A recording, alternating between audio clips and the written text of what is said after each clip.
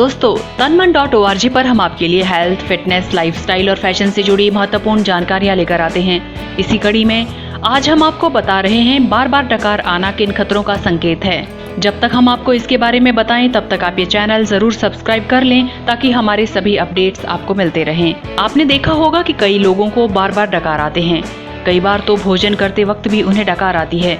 आमतौर पर लोग इसके बारे में समझते हैं कि डकार का मतलब भोजन का पचना है, लेकिन ऐसा नहीं होता है। डकार आना कई गंभीर बीमारियों के आगमन का संकेत हो सकता है।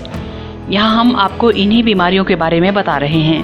डकार क्या है? भोजन करते वक्त जब आपके भोजन को निगलने वाली नली में हवा जमा हो जाती है तो डकार आने लगता है। जब हवा मुंह और गले से बाहर आते वक्त कंपन करके आवाज करती है, उसे डकार कहते हैं। इन बीमारियों का मिलता है संकेत।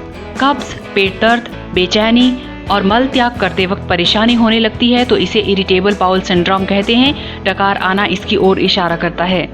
एसिडिटी भी कई बार अधिक डकार आने की वजह बनती है, इसलिए फाइबर युक्त भोजन कर लेना बहुत जरूरी होता है।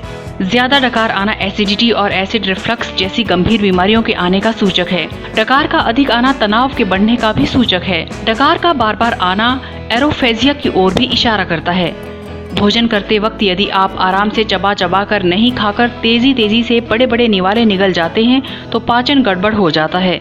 इस स्थिति में भी डकार आते हैं। डकार आने की वजह: पाचन तंत्र के बिगड़ने की वजह से, पेट में अल्सर होने से, छोटी आंत में यदि बैक्टीरिया बढ़ जाए तो भी डकार आते हैं।